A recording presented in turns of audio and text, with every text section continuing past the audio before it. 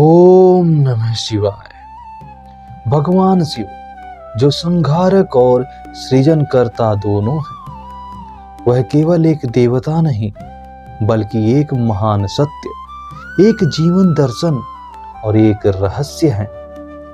आज हम आपको एक अद्भुत कथा सुनाने जा रहे हैं। एक ऐसी कथा जो भगवान शिव के धैर्य, त्याग, प्रेम और शक्ति को प्रकट करती है। यह कथा है त्रिपुरासुर वध की, जहां भगवान शिव ने पूरी सृष्टि को बचाने के लिए महाकाल रूप धारण किया। कथा इस प्रकार है। बहुत समय पहले की बात है। देवताओं और असुरों के बीच निरंतर युद्ध चलता था। असुर शक्तिशाली हो गए थे, लेकिन फिर भी देवताओं को पूरी तरह परास्त नहीं कर पाए थे।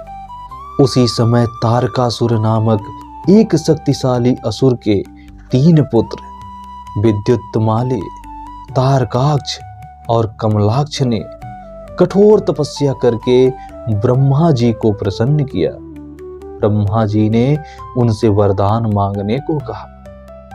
असुरों ने कहा, हे प्रभु, हमें ऐसा वरदान दें कि हम अमर हो जाएं।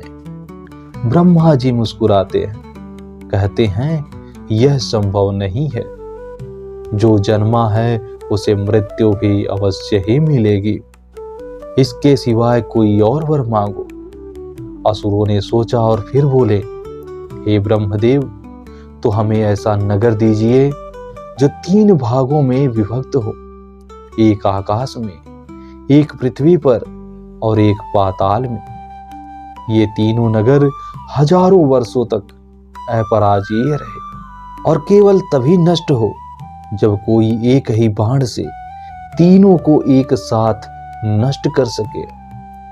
ब्रह्मा जी ने तथास्तु कहा और विश्वकर्मा ने उनके लिए 3 अद्भुत नगर बनाए। इन नगरों को त्रिपुर कहा गया। इन त्रिपुरों में रहकर असुरों ने तीनों लोकों पर अत्याचार शुरू कर दिए। असुरों के अत्याचारों से त्रस्त होकर देवता भगवान विष्णु के पास गए। हे नारायण, हे नारायण, त्रिपुरासुरों के कारण हमारी शांति भंग हो गई है, कृपया हमें मार्ग दिखाइए। तब भगवान विष्णु कहते हैं, इन असुरों को केवल महादेव ही पराजित कर सकते हैं।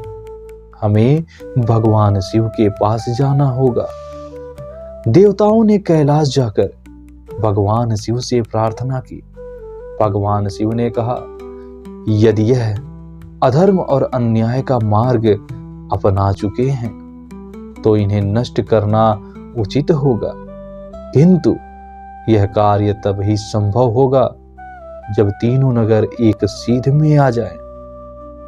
समय बीतता गया और 1000 वर्षों बाद एक ऐसा संयोग आया जब तीनों नगर एक ही सीध में आ गए। तब भगवान शिव ने अपना रथ तैयार किया। रथ के 4 पहिए चारों वेद बने। रथ की धुरी सुमेरु पर्वत बना। रथ की जड़ी बूटियां विभिन्न ऋषियों की तपस्या बनी।